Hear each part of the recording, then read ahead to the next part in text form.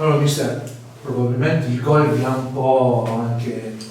Ma sì, va bene, a parte questo però erano partiti sicuramente meglio di noi, dopo il gol non ci ha aiutato, però una prestazione pessima, e basta, da salvare poco, non c'è stata reazione, molli, su tutti i contrasti arrivavano prima, merito sicuramente della Claudiense che ha visto un'ottima squadra e noi parecchio sottotono.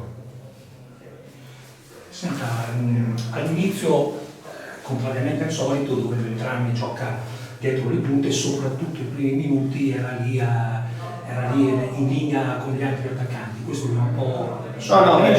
Avevamo già visto le partite, sapevamo che potevano giocare con il trequartista, avevamo con due esterni larghi, avevamo anche preparato, insomma, dopo penso che sì, ci ha messo in difficoltà, lo sapevamo, però ci siamo messi parecchio in difficoltà da soli. Non si dice mai che gli assenti, però avevate due pezzi da 90 fuori. Sì, per carità, però non c'erano, quindi bisogna far giocare gli altri e devono impegnarsi alla stessa maniera di chi mancava. Cosa non ti è piaciuto? Ma lenti con la palla, senza palla andare a pressare, poco mordente e purtroppo per giocare a calcio ci vuole fame, passione e se manca quella si può stare a casa. Neanche È una decisione molto dura che stai facendo. L'ho detto anche ai ragazzi, quindi non è che leggono i giornali e magari la sanno. Già detto. Probabilmente saranno state le cose che avrà detto anche tra il primo e il secondo tempo, perché la squadra è entrata con diverso. Secondo tempo penso che abbiamo fatto un po' meglio, ok, può darsi che avevamo trovato anche il gol su 2-1, adesso non so se era fuori gioco o no, magari si poteva mettere un po' meglio, però quando parte una giornata così storta è difficile raddrizzarla.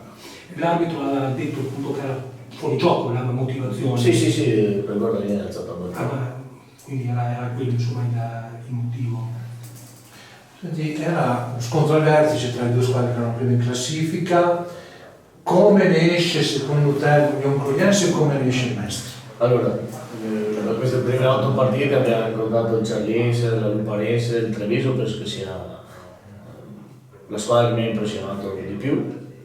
Sicuramente ha un organico per stare lì e noi magari siamo un pochino indietro, però siamo lì ed è giusto che andare avanti per la nostra strada, non dobbiamo aver paura di essere lì vicino al vertice, anzi deve essere una motivazione in più. Mercoledì che avete? È Castagneto. Castagnato. Esatto. Mi sbaglio tutti i nomi. Il vostro campionato è quello di rimanere là in zona playoff. Come eravate partiti con...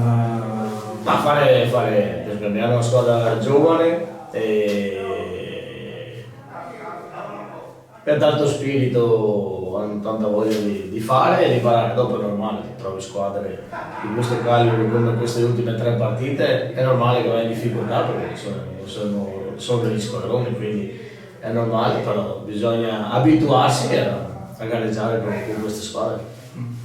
Infatti mi sembra di capire dalle sue parole che la cosa che a lei insomma rammarica di più è proprio stato approccio e metodologia. La cattiveria che dei ragazzi in campo, poi ha sbagliato tantissimi controlli tecnicamente, dopo quella possono sbagliare perché capita la giornata storta, ma non si può perdere i contrasti, non si può andare sulle seconde palle, su questa cosa qua non possono sbagliare l'atteggiamento. Farai una bella romanzina domani, dai. Sì, insomma, è già fatta, tutto a posto. Già fatta.